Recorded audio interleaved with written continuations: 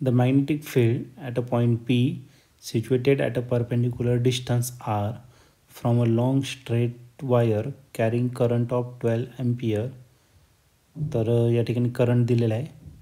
Current किती दिलेला आहे 12 एम्पियर. तो आयने रिप्रेझेंट करू 12 एम्पियर. त्याच्या पुढे is 3 × 10⁻⁵ weber per metre square. तर मॅग्नेटिक फील्ड दिलेला आहे तो राईट करू 3 × 10⁻⁵ वेबर पर मीटर स्क्वेअर किंवा टेस्ला म्हणा.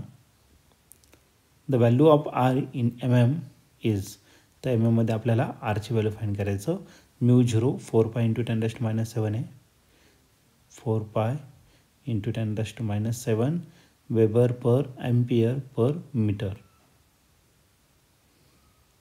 आता याचे 4 ऑप्शन दिलेले आहे. तर ए ऑप्शन आहे 0.08, बी ऑप्शन आहे 0.8, सी ऑप्शन आहे 8 आणि लास्ट डी ऑप्शन आहे 80. तर या 4 ऑप्शनपैकी या क्वेश्चनचं करेक्ट आन्सर काय असलं पाहिजे. तर आपण याला सॉल्व करूया आणि मग डिसाईड करूया. तर या ठिकाणी आपण मॅग्नेटिक फील्ड फाईंड करायचं आहे आर एवढ्या डिस्टन्सवरती लॉंग स्ट्रेट वायरपासून. ठीक आहे. मग magnetic फील्डचा formula magnetic field at a point P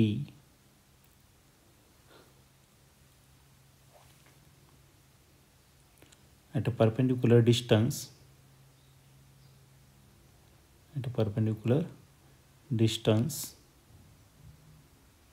capital R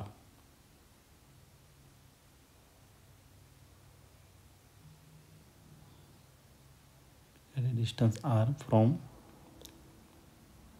a long straight wire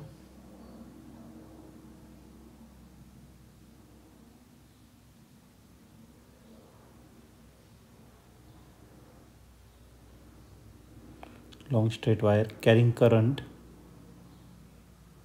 is given by. Magnetic field find करायचं आपल्याला आर एवढ्या perpendicular डिस्टन्सवरती.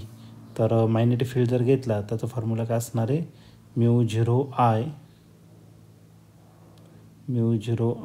Divided by 2R. 2πr straight wire आहे ना, तर स्ट्रेट वायरसाठी किती राहील 2πr. आता याच्यात व्हॅल्यू टाकून देऊ. बीची व्हॅल्यू दिलेली आहे 3 × 10⁻⁵. μ0ची व्हॅल्यू आहे 4π × 10⁻⁷. आयची व्हॅल्यू किती दिलेली आहे 12 डिवायडेड बाय 2π. तसंच घ्या काय अडचणी. आरची व्हॅल्यू आपल्याला फाईंड करायचं आहे. आर इकडे घेऊन टाका आणि 3ला तिकडे घेऊन टाका 3 × 10⁻⁵. मग आपल्याला आर भेटेल. त्याच्या आर त्या 2πने 4πला मल्टिप्लाय करा, डिवाईड करून टाका. सर्वात पहिले राहू देत असं, नंतर आपण त्याला अरेंज करू. 4π × 12 × 10⁻⁷ डिवायडेड बाय 2π × 3 × 10⁻⁵. आता याला सिम्प्लिफाईड करता येईल आपल्याला.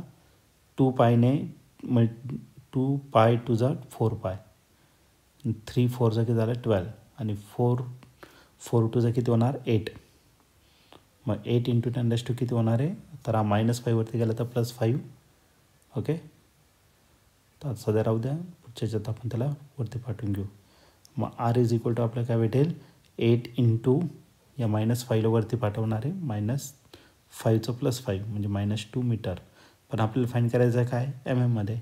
मग त्याला 10ने मल्टिप्लाय करा आणि 10ने काय करा डिवाईड करा.